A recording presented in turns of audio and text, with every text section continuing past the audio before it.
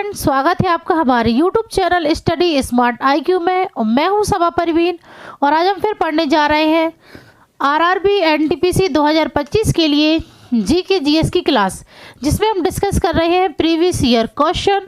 और ये हमारी क्लास 41वीं है। इससे पहले हम 40 क्लासेस कर चुके हैं। सो आई होप आपको मेरी वीडियो पसंद आती हो। तो ऐसे ही वीडियो देखने के लिए हमारे चैनल को लाइक करें, शेयर करें, सब्सक्राइब करना ना भूलें। तो चलिए स्टार्ट करते हैं आज की हमारी क्लास। फर्स्ट क्वेश्चन है, वाल्मीकि राष्ट्रीय उद्यान कहाँ स्थित है? वाल्मीकि राष्ट्रीय उद्यान ये कहाँ पर स्थित है? तो ये स्थित है बिहार में, ठीक है ना। बिहार में वाल्मीकि राष्ट्रीय उद्यान स्थित है। और ये इसकी स्थापना कब हुई थी वाल्मीकि राष्ट्रीय उद्यान की? तो इसकी स्थापना हुई थी 1978 ईस्वी में, ठीक है ना। 1978 ईस्वी में इसकी स्थापना हुई थी। और ये बिहार का एकमात्र राष्ट्रीय उद्यान, ठीक है ना, बिहार का एकमात्र राष्ट्रीय उद्यान है वाल्मीकि राष्ट्रीय उद्यान, ठीक है, जो कि भारत और नेपाल सीमा पर बसा है, ठीक है ना। भारत और नेपाल सीमा पर बसा है वाल्मीकि राष्ट्रीय उद्यान, ठीक है। फिर बात करें मध्य प्रदेश की, तो मध्य प्रदेश में 12 राष्ट्रीय उद्यान, कितने? 12 राष्ट्रीय उद्यान है। अरुणाचल प्रदेश में 2 राष्ट्रीय उद्यान, ठीक है ना। 2 राष्ट्रीय उद्यान कौन कौन से? तो ये है नामदाफा राष्ट्रीय उद्यान, ठीक है, नामदाफा राष्ट्रीय उद्यान। और एक और है मोलिंग राष्ट्रीय उद्यान, ठीक है ना, मोलिंग राष्ट्रीय उद्यान, ठीक है। ये 2 राष्ट्रीय उद्यान है अरुणाचल प्रदेश के। और उत्तराखंड में 6 राष्ट्रीय उद्यान, ठीक है ना, 6 राष्ट्रीय उद्यान उत्तराखंड में है। चलिए नेक्स्ट है, अरावली पर्वतमाला का उच्चतम बिंदु है। अरावली पर्वतमाला का उच्चतम बिंदु ये कौन सा है? तो ये है गुरु शिखर, ठीक है ना। गुरु शिखर ये अरावली पर्वतमाला का उच्चतम बिंदु है, जो कि राजस्थान में, ठीक है ना, राजस्थान में है,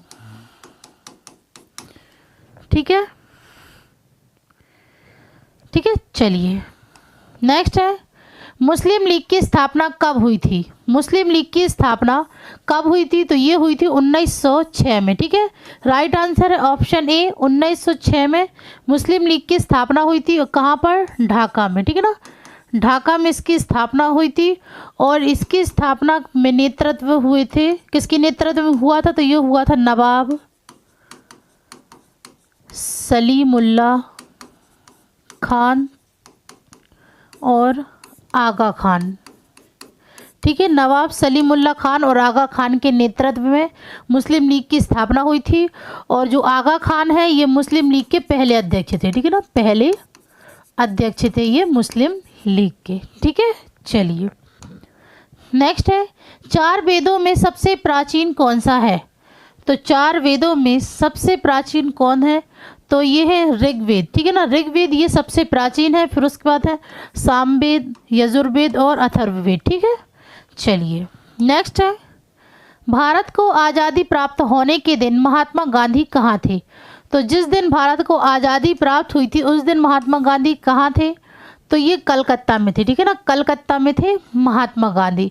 और हमें आज़ादी कब प्राप्त हुई थी? तो ये हुई थी 15 अगस्त 1947 को, ठीक है ना, 15 अगस्त 1947 को हमें आज़ादी प्राप्त हुई थी, ठीक है। और उस टाइम महात्मा गांधी कलकत्ता में थे, ठीक है।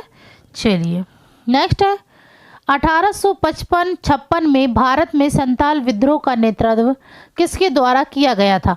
तो संताल विद्रोह का नेतृत्व ये किसके द्वारा किया गया था? तो ये किया गया था सिद्धू और कान्हू द्वारा, ठीक है। राइट आंसर है ऑप्शन सी, सिद्धू और कान्हू द्वारा। नेक्स्ट है, अफ्रीका में किलिमंजारो है। तो अफ्रीका में किलिमंजारो क्या है? तो ये है एक ज्वालामुखी पर्वत, ठीक है ना। किलिमंजारो ये एक ज्वालामुखी पर्वत है, ठीक है ना, अफ्रीका में। फिर बात करें सबसे बड़ा घास का मैदान अफ्रीका में कहाँ पर है?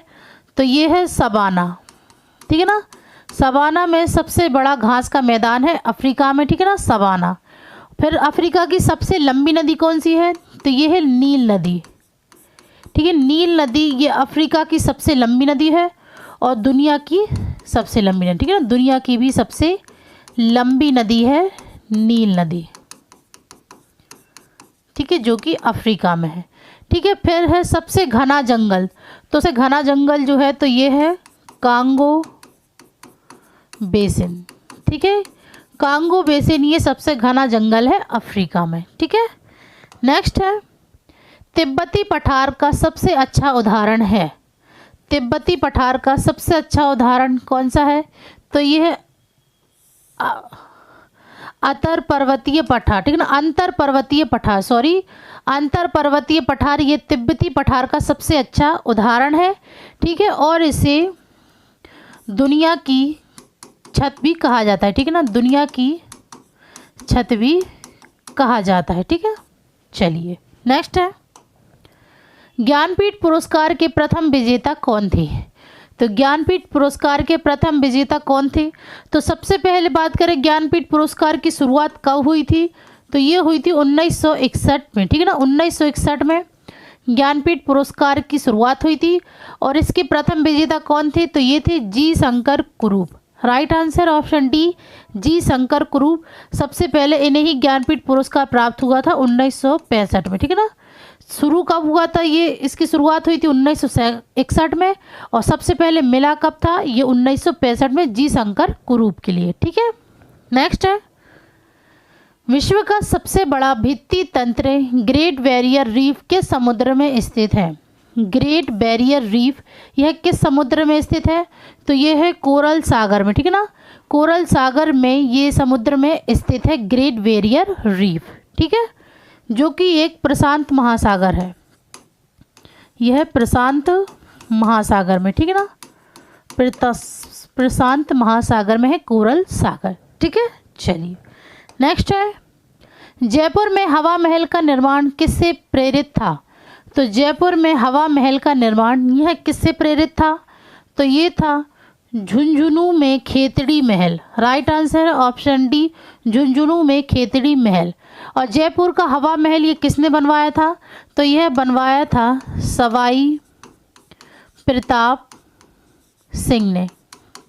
ठीक है, सवाई प्रताप सिंह ने जयपुर में हवा महल को बनवाया था। ठीक है, नेक्स्ट किस भारतीय प्रधानमंत्री ने तेलुगु महाकाव्य उपन्यास का हिंदी में अनुवाद किया जिसे सहस्त्र फन नाम दिया गया था। तो सहस्त्र फन नाम दिया गया था, तो ये किस भारतीय ने तेलुगु महाकाव्य उपन्यास का हिंदी में अनुवाद किया था, तो ये कौन थे, ये थे पीवी नरसिम्हा राव। ठीक है, पीवी नरसिम्हा राव थे जिन्होंने तेलुगु महाकाव्य उपन्यास को हिंदी में अनुवाद किया था। ठीक है ना, और ये भारत के पूर्व प्रधानमंत्री थे। ठीक है ना, पूर्व प्रधानमंत्री थे। ठीक है ना, पीवी नरसिम्हा राव। नेक्स्ट है भारत में अधिकांश क्रोमाइट निक्षेप पाए जाते हैं। तो अधिकांश क्रोमाइट निक्षेप कहाँ पाए जाते हैं भारत में, तो ये पाए जाते हैं उड़ीसा में। ठीक है, उड़ीसा में। नेक्स्ट है भारत में सुंदरवन डेल्टा में किस प्रकार के वन पाए जाते हैं। सुंदरवन डेल्टा में किस प्रकार के वन पाए जाते हैं, तो ये पाए जाते हैं मैंग्रोव वन। ठीक है, मैंग्रोव वन जिन्हें सदाबहार भी कहा जाता है। ठीक है ना, सदाबहार। ठीक है, राइट आंसर क्या है इसका, सी मैंग्रोव वन। नेक्स्ट है भारतीय रिजर्व बैंक ने नोट जारी करने के लिए कौन सी प्रणाली अपनाई थी। तो भारतीय रिजर्व बैंक ने नोट जारी करने के लिए कौन सी प्रणाली अपनाई थी, तो ये अपनाई थी इसने न्यूनतम रिजर्व सिस्टम। ठीक है ना, न्यूनतम रिजर्व सिस्टम प्रणाली अपनाई थी भारतीय रिजर्व बैंक ने। ठीक है, नेक्स्ट है भारतीय संविधान का कौन सा अनुच्छेद कुछ परिस्थितियों में लोकसभा और राज्यसभा की संयुक्त बैठक का अधिकार देता है। तो ये कौन से अनुच्छेद में परिस्थितियों में लोकसभा और राज्यसभा की संयुक्त बैठक का अधिकार देता है, तो ये है अनुच्छेद 108। ठीक है ना, राइट आंसर है ऑप्शन ए, अनुच्छेद 108। नेक्स्ट है मई 1998 में पोखरण में भारत द्वारा कितने परमाणु विस्फोट किए गए हैं। तो पोखरण में भारत द्वारा कितने परमाणु विस्फोट किए गए हैं, तो ये किए गए हैं 5 परमाणु विस्फोट। ठीक है ना, तो इन परीक्षणों को, परमाणु परीक्षणों को ऑपरेशन शक्ति के नाम से जाना जाता है। ठीक है ना, ऑपरेशन शक्ति के नाम से इसे जाना जाता है। ठीक है, चलिए नेक्स्ट है, ब्रह्मोस सुपरसोनिक मिसाइल डैश के बीच एक संयुक्त उद्यम है। तो ब्रह्मोस सुपरसोनिक मिसाइल ये किसके बीच एक संयुक्त उद्यम है? तो ये है भारत और रूस के बीच, ठीक है ना, भारत और रूस के बीच। Right answer option A. Next है, राजा रमन्ना उन्नत प्रौद्योगिकी केंद्र की स्थापना किस वर्ष की गई थी? तो राजा रमन्ना उन्नत प्रौद्योगिकी केंद्र की स्थापना किस वर्ष की गई थी? तो ये की गई थी 1984 में, ठीक है ना, 1984 में की गई थी। नेक्स्ट है, भारत में संघ के लिए एक मंत्री के पद की शपथ के रूप में निम्नलिखित में से किसमें निहित है? तो भारत में संघ के लिए एक मंत्री के पद की शपथ के रूप में किसमें निहित है? तो ये है तीसरी अनुसूची में निहित है, ठीक है ना, तीसरी अनुसूची में निहित है। नेक्स्ट है, ग्रेट इंडियन डेजर्ट भारत के किस भाग में स्थित है? ग्रेट इंडियन डेजर्ट ये भारत के किस भाग में स्थित है? तो यह है पश्चिम भाग में, ठीक है ना, पश्चिमी भाग में स्थित है ग्रेट इंडियन डेजर्ट। नेक्स्ट है, वह लेंस जो बीच में पतला और किनारों पर मोटा होता है कहलाता है। तो वह लेंस कौन सा है जो बीच में पतला और किनारों पर मोटा होता है? तो ये है अवतल लेंस, ठीक है ना, अवतल लेंस जो कि बीच में पतला और किनारों पर मोटा होता है। नेक्स्ट है, जिंक सल्फेट हेप्टाहाइड्रेट को आमतौर पर के नाम से जाना जाता है? तो जिंक सल्फेट हेप्टाहाइड्रेट को किस नाम से जाना जाता है आमतौर पे? तो इसे जाना जाता है स्वेतूतिया, ठीक है ना, स्वेतूतिया के नाम से। नेक्स्ट है, निम्नलिखित में से कौन सा दो प्राथमिक रंगों के संयोजन से निर्मित रंग नहीं है? तो दो प्राथमिक रंगों के संयोजन से निर्मित रंग नहीं है, इनमें से कौन सा? तो ये है नीला रंग, ठीक है ना, जो कि दो प्राथमिक रंगों के संयोजन से नहीं है निर्मित। नेक्स्ट है, निम्नलिखित में से कौन सा राज्य बांग्लादेश के साथ अपनी सीमा साझा नहीं करता है? तो बांग्लादेश के साथ अपनी सीमा साझा नहीं करता है, इनमें से कौन सा? तो ये है मणिपुर, ठीक है ना, मणिपुर बांग्लादेश के साथ सीमा साझा नहीं करता है। त्रिपुरा, मेघालय, मिजोरम और पश्चिम बंगाल,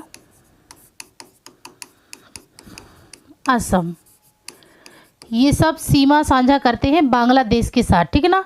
और भारत बांग्लादेश के साथ सबसे लंबी सीमा साझा करता है, ठीक है ना, भारत जो कि है तो ये बांग्लादेश के साथ सबसे लंबी सीमा साझा करता है, ठीक है। तो ये थे आज के हमारे क्वेश्चन। सो आई होप आपको ये वीडियो पसंद आई हो। तो ऐसी ही वीडियो देखने के लिए हमारे चैनल को लाइक करें, शेयर करें, सब्सक्राइब करें। Thank you.